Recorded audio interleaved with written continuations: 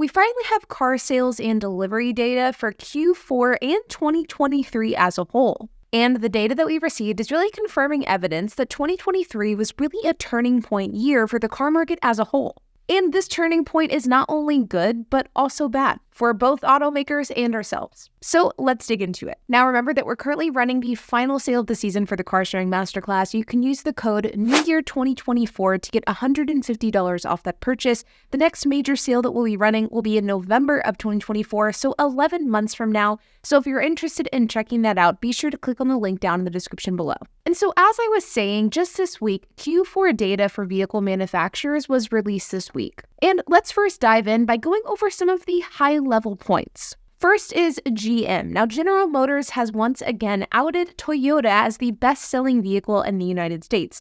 Not the world, just the United States, but still an impressive feat. Currently, Toyota has the title of best-selling automaker in the entire world, or at least they held that last year, so it'll be interesting to see if they hold that same title this year. GM deliveries were up 14% year over year. The bulk of that gain came from quarters 1 through 3 because GM's fourth quarter was a bit, slow, and they only increased their sales by 0.2% in the fourth quarter of 2023. In the fourth quarter, GM sold 619,848 vehicles, and in total, they sold 2.1 million for the year. Now, as I'm recording this video, Ford has not released their Q4 data, but they should be releasing it by the time I'm editing this video, so I will input their information right here. And as far as Toyota goes, even though Toyota did not beat out General Motors for the best-selling car in the United States, they still saw some massive improvements as a company. This is particularly true towards the end of the year because from December 2023 compared to December 2022, they saw a 25.5% increase in sales. They also saw a 15.4% increase Q4 2023 compared to 2022,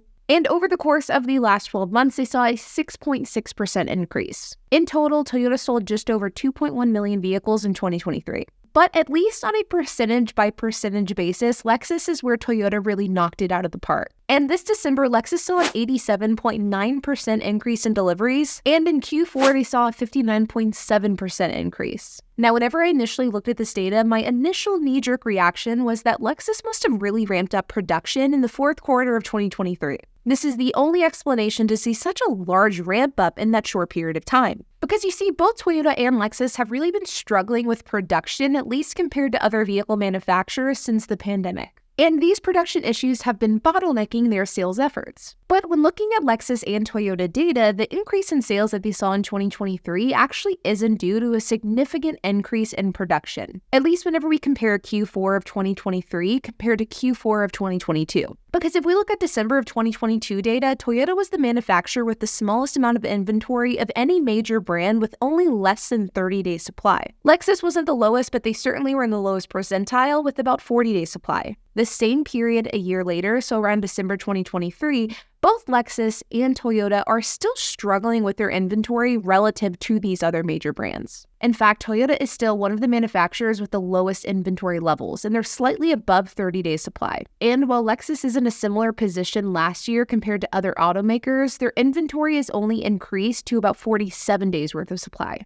And ultimately, what this tells us is that the increase in inventory for both Toyota and Lexus probably can in part be attributed to the increase in sales that we've seen across these brands. It certainly can't be the only thing that's blamed either. And one of the reasons why we've seen an increase in sales for Toyota and Lexus is simply because of an increase in demand. Because while Toyota did increase their inventory comparable to the level of sales they saw increase, Lexus didn't, and Lexus's increase in delivery was much higher than the increase in supply. So there certainly is, at least for Lexus, more demand in 2023 than there was in 2022. And truthfully, I can kind of see why. The new lineup for Lexus is incredibly sharp. But in addition to everything that we just talked about, let's go over some of the best and worst selling automakers outside of GM, Toyota, and Ford. Now, as far as best automakers go, at least here in the United States, most automakers are quite a ways behind GM, Toyota, and Ford, with the exception of a couple of different automakers, Tesla being one of those. Tesla, at least as far as early data goes, and we should be able to get more data as the month progresses, but it looks as though Tesla is one of the few companies that is even able to hold a candle to GM, Ford, or Toyota. In fact, Tesla even beats Stellantis. Tesla delivered 484,507 vehicles in Q4, while Stellantis only delivered 345,552 vehicles.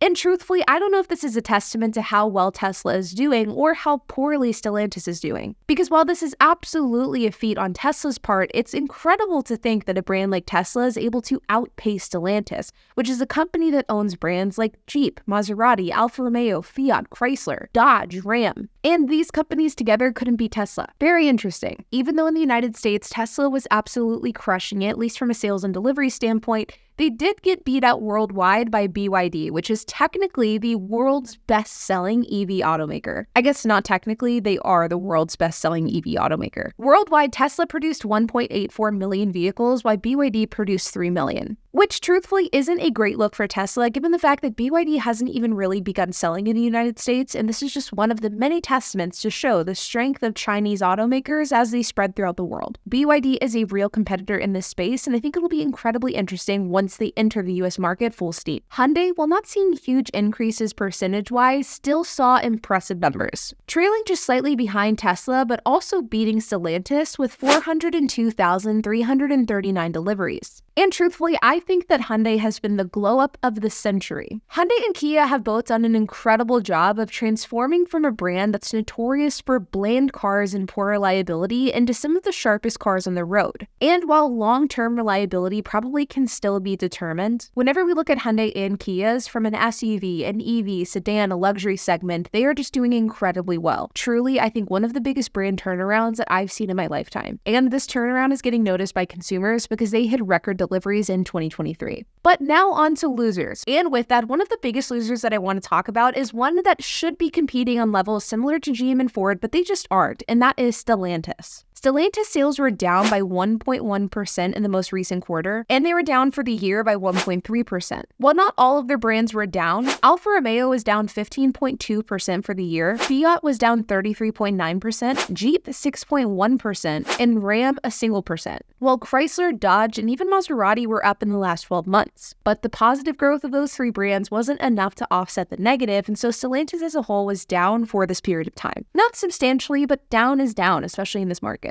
And especially whenever we look at other brands like Ford, GM, and Toyota. Mazda was also a surprising loser. Now for this one, I do want to offer the caveat that I don't necessarily think that Mazda was a loser because year over year, they actually saw growth. But I feel as though every single year or every single quarter I look at this data, I am very surprised to see how few cars Mazda sells. For me, in my mind, I always view Mazda and Hyundai on similar playing fields, but Hyundai and Kia are significantly larger than Mazda. And that's something that I always forget because I personally am a big fan of Mazda's. But in Q4 of 2023, Mazda only sold 90,737 vehicles, less than a quarter of what Hyundai sold. And the biggest loser here as far as percentage by percentage change and volume is Mitsubishi. Mitsubishi is down 4.6% from a year ago, and they only sold 19,604 cars in Q4. Now, as far as what this data means for us and for automakers, I think that this tells us a few key things. Number one is the car market is leveling off. With the exception of a few brands, car sales aren't seeing these massive double-digit swings like we saw in 2020 to 2022. And I do think that we are returning back to a world where 1 to 10% gains is the norm, not 40 to 50% gains. Car sales are slowing down, and I think that this will continue throughout 2023. And the third notable point here is that inventory is leveled off. We've seen this with Honda, Toyota, Lexus, but across many brands as well. Inventory levels from 2022 to 2023 have not swung much in either direction. And even automakers with low inventory in 2022, they are still seeing low inventory in 2023. And so we have to ask the question, is this the new normal for inventory levels? And I think yes. And so there you guys have it, some of the best and worst selling vehicles of 2023 and Q4. Manheim data is going to be released very, very soon, at which point I will do my monthly market reports, so stay tuned for that. And if you're interested in getting $150 off the car sharing masterclass, you can check out the link in the description below and use the code NEWYEAR2024. Like always, you guys, I hope that you enjoyed this video. If you have any questions, comments, if you have anything to add, I would love to hear it, so make sure to leave a comment down below. And while you guys are at it, make sure to hit the like button, hit that subscribe button, and hit that notification bell, and I will see you guys in the next video.